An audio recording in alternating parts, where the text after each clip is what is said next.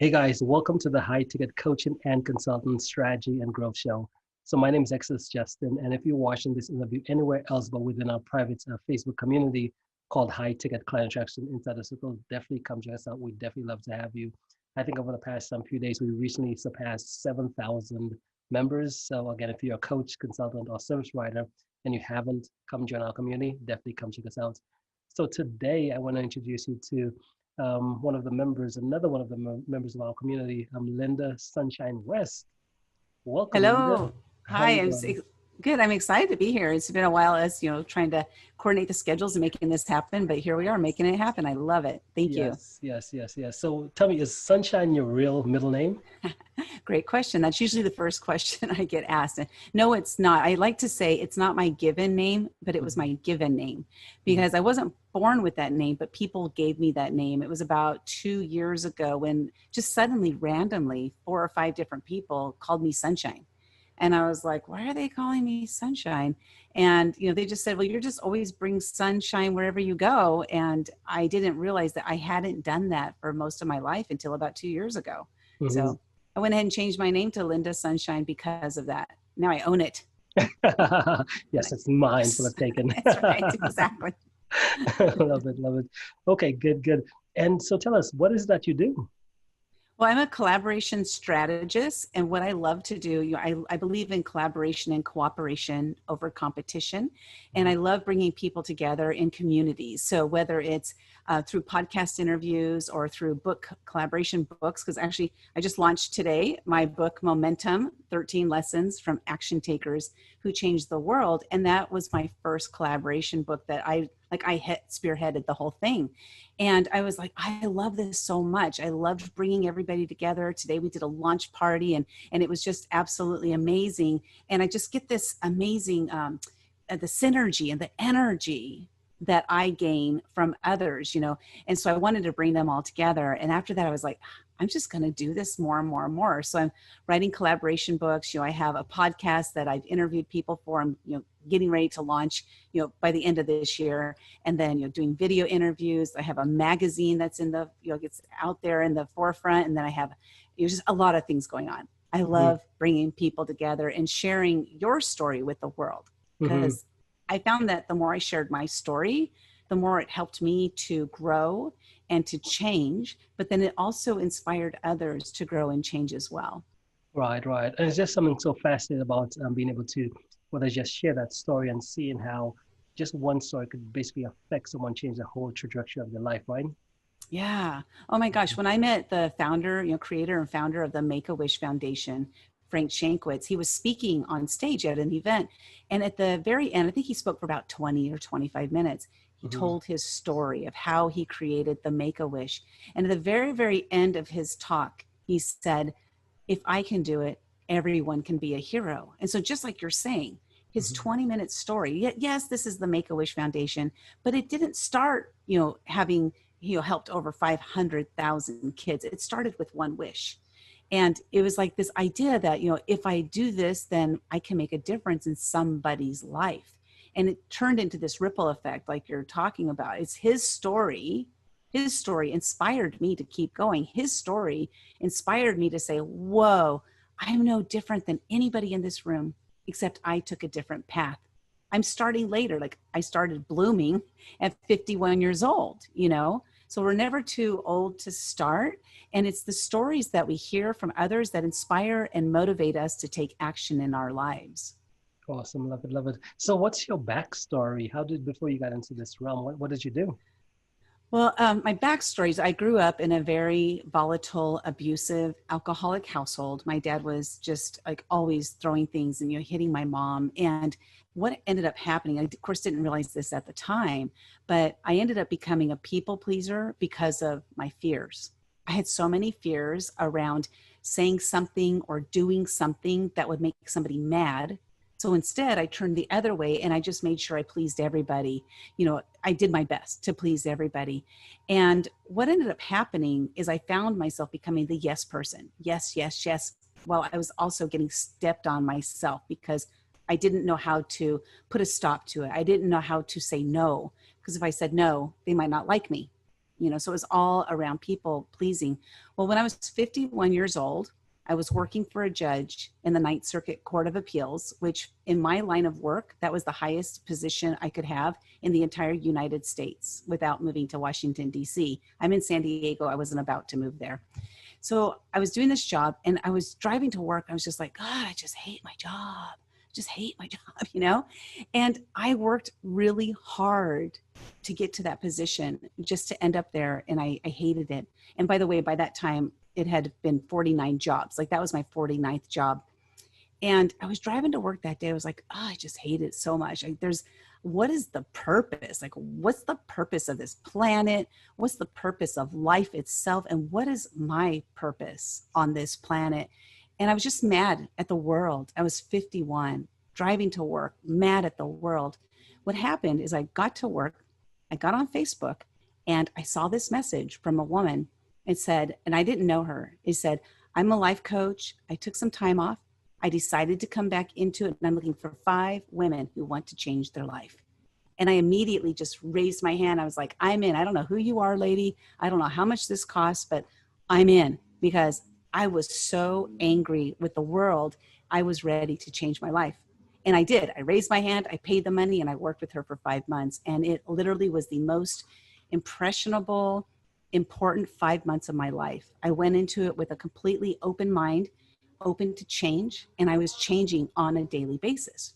Well, what's cool, so that was August of 2014 to November of 2014. So when January 1st, 2015 came along, I was like, wow, my life has changed so much. I had met so many amazing people, and I just changed my life. I had left my job, became an entrepreneur, and I said, I want to keep going. Like, even though I don't have my life coach anymore, I want to keep going and growing. So I decided to face the fear every single day that year, 2015. So every morning I woke up and I asked myself, well, what scares me? And I laid in bed and I waited till the answer came. Whatever was the very first fear that popped into my mind, my commitment to myself that year was to face that fear that day. And I did it for an entire year. Totally changed my view of fear. And now it's not that I'm fearless. Like, I don't have 0 fears. I have fears, but I recognize them quickly and I just blast right through them. I don't let them stop me anymore. So that's the difference of what it did to me, for me. Yeah.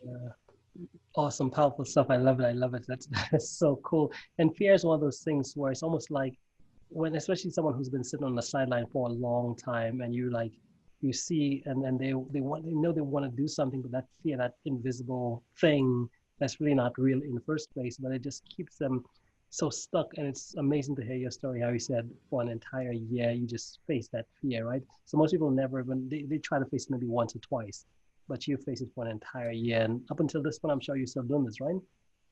Yeah, I do. Now it's like I said, I developed a system for myself, how to quickly recognize it and just blast through it. And I'll share it with your audience in just a minute, because this system has worked for so many of my clients or people that I just meet. I'm like, try this and see how it works for you.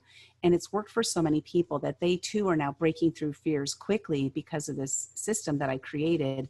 And what's interesting is I realized that my faith was really strong.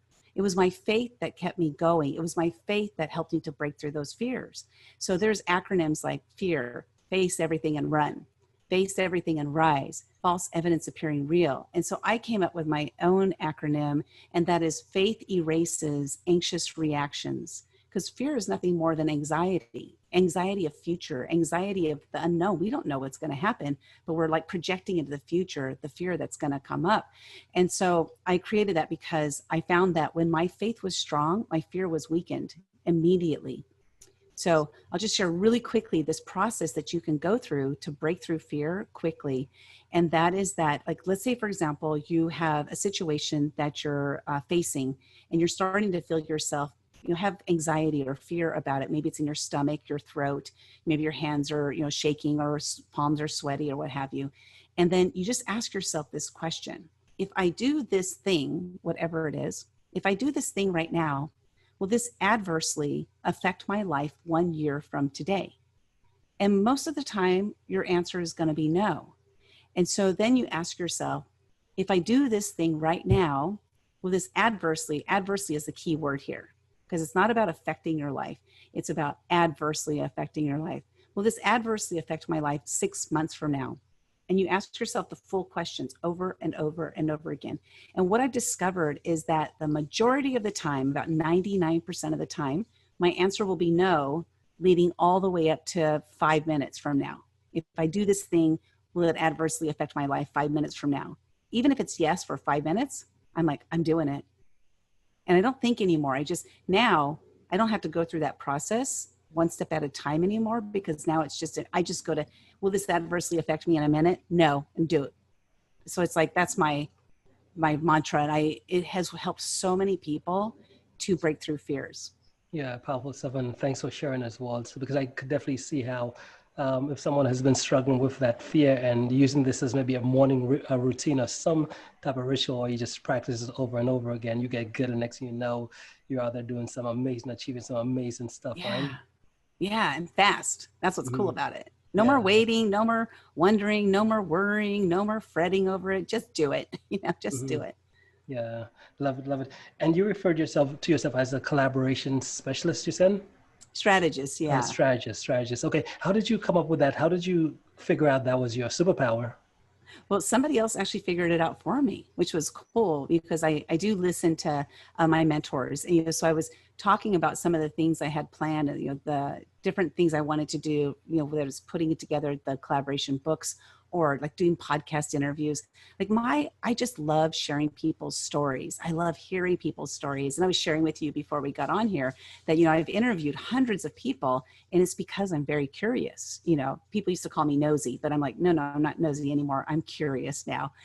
So that curiosity has helped me to just really dive deep into other people's stories and like, how did they do this? How do they do that kind of thing?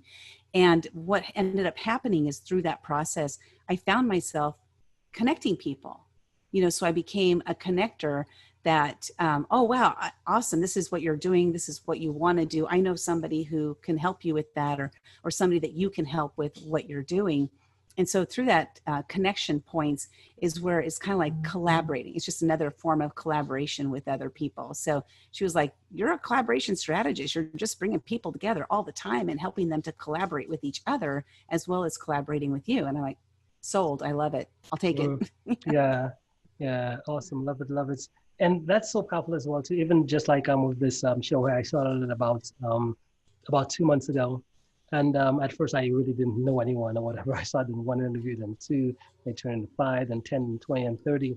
Yeah. And all I found it's almost like the same thing which you just mentioned here, which is even right before this interview, it was like 2 of my guests who one showed up like about last week. I had another one today. I'm like, man, you guys need to be connected. And it's almost like, let me connect the 2 of you. And it takes nothing, right? And you just get into the realm of like just being that awesome connector, because at the end of the day, that's really where all results, everything happens is in terms of those relationships that you ultimately nurture, right? Yeah, what's awesome about that is I believe that type of mentality comes from an abundance mindset, right?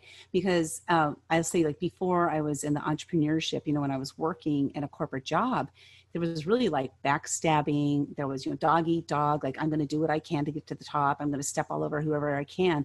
But what I found is when I jumped into entrepreneurship, I met so many people who are truly open to helping others. And it taught me, like, it was a new mindset for me. I didn't know that. I didn't know what that was all about. So I learned this new mindset of looking out for, how can I connect people? I'm always looking, how can I make these connections with others? And what ended up unfolding is I created, I ended up creating for myself an abundance mindset. I heard about abundance. I didn't know what it was. I never lived that before, but now it's truly abundance, because even if it's like missing out on somebody doing work with me because I'm sending them to somebody else, the reason I'm okay with that is because I want to do what's best for the other person. Maybe I'm not the best person to help them in that particular situation. Maybe, yes, I can help them, but maybe there's somebody who's better versed at that particular product or project or what have you. So I'll send them over there, because I truly believe in abundance, and what we put out there, we get back. Mm-hmm. Love it. Love it. Now, it sounds like you're a pretty connected person. Are you introverted or extroverted? What would you say? Oh, Definitely extroverted because I get energy from other people big time. It's interesting you asked that question is because we went into this pandemic in March, like March 19th, I think it was. And about 2.5 weeks later, I noticed that my energy level was really low. And I had, at that time, like I had been putting on every other week an in-person networking event. And I had to cancel that because the pandemic. And I was like, shoot, I'm just, I found out that the people were doing these Zoom networking meetings. I said, okay, I'm just going to put together a Zoom networking meeting. And I put it together. The ladies hopped on the call. And I think there were 33 ladies on that very first networking meeting call. And I got to tell you, it was like an instant injection of energy. And I was like, oh, this is what I'm missing, is connecting with people. Even if it's on Zoom, mhm. it's still a great connection piece for me. And ever since then, now that I know that, like that's what happened to me, I'm just making sure that I'm connecting with as many people as I possibly can because I get my energy from other people. Awesome, Yeah. love it, love it. So you said before COVID, you did like two in-person events, networking events. Hmm. Yeah, I did. Women Action Takers is the name of my networking events. And it's just bringing women entrepreneurs together. We always have a speaker come in and speak to the group, and then we do networking. But yeah, I love, again, it's all about me. When I'm hearing everybody do their like 30-second commercial, I'm always listening for what's this person's need or want, and how can I connect them with whoever they need to be connected with. So for me, having that opportunity to meet as many people in a short period of time is an amazing, amazing opportunity for me and for them. Cause I'm always like, oh, you got to connect with this person or that person. Hmm. Yeah, cool stuff, cool stuff. So what do you have on the horizon? What are you currently what's that vision that you're building towards at the moment? Oh my gosh. So, like I mentioned, the book Momentum, we launched that today. And by the way, that was 2 years in the making. I had the idea about 2 years ago, and the word momentum came to me. And God sends us messages, and this is my belief. God sends us messages, and we can choose to do something with it or not. And He sent me this message, and I was like, oh my gosh, this is a book. I got to write this book. So I went to one of my friends who happens to be the creator and co-founder of the Make-A-Wish Foundation, Frank Shankwitz. I mentioned Make-A-Wish earlier. And I said, hey, Frank, I'm thinking of writing this book called Momentum, 13 Lessons from Action Takers Who Changed the World. Will you be in it? And he was like, yeah, of course, Lynda, just tell me what I need to do. And that was 2 years ago. And so I went through the process of asking other people to be in the book.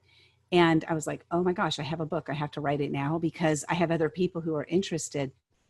So I started the journey. And one thing I really, really learned about momentum during the writing of Momentum and putting it all together, like I said, it took 2 years to get there, is that sometimes our momentum is stalled a little bit. Sometimes it's a little baby step, and sometimes it's giant leaps. It's not about always being in fast motion. It's about being in motion, being in forward motion. It doesn't matter how much or how little it is, because eventually you will get to the end of the line if you keep pushing forward. And I had so many times, probably about 50, 60 times, that I wanted to quit because it was hard. I wanted to quit because it was taking too long. I wanted to quit for so many different reasons. I didn't feel worthy, but I just kept going. I kept saying, no, just do something today. Do something.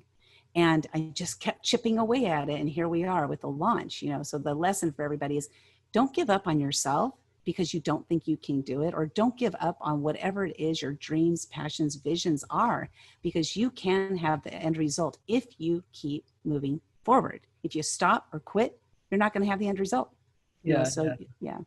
So yeah. what do I have on the horizon? I'm working on 2 more collaboration books. One is called Invisible No More, Invincible Forevermore. And then the other one is called The Fearless Entrepreneurs. And so I'm in the process of looking for people who are interested in being in both of those, one or both of those titles. Hmm. Awesome. And in terms, are you seeing that you're gonna do a whole bunch of these collaboration type books? Yeah, because after that, oh my gosh. So I actually brainstormed on this just about 2 or 3 days ago. Again, the titles come to me, right? So I realized that because Women Action Takers is it's like my thing, my brand, I want to write a series of books, somewhat similar to, not similar, but on the same kind of realm of Chicken Soup for the Soul books. Mm-hmm. So there'll be women action takers who heal or with healing hands. There'll be women action takers for justice. So those will be like all lawyers, right? So I have all these different ideas. I have a whole list going, and I'm just starting on the list. So yes, I will definitely be doing a lot more of these collaboration books. Mm-hmm. Awesome, love it. So now, if someone wanted to be able to connect and reach out to you and find out more about what you do, what's the best way for them to do so? That would be, well, on Facebook, because we're here on Facebook, is Lynda with a Y, Sunshine West. I'm on LinkedIn, Lynda Sunshine West, as well as my website is womenactiontakers.com, or they can email me, Lynda with a Y, at womenactiontakers.com. Awesome, love it, Lynda. Well, hey, thank you so much for making the time to be here today and sharing what you do with the myself and the community. Now, do you have any final thoughts before we end? Yes, thank you so much for asking. First of all, thanks for having me. And, hopefully there were some nuggets there that, community can take away with them to step into that action. Because really it's all about action. I love to say this. People say, I hope this happens. I wish for this. I'm going to pray on it. I'm going to meditate. I'm going to manifest all these different things. But here's the thing is if those things are staring you right in the face and you do not take the action steps to make it happen, nothing is going to happen. Nothing happens without action. So just go out there and take the steps to make it happen. Take that action. Awesome, love it, Lynda. But hey, thank you again, and we'll talk soon, okay? Thank you so much for having me.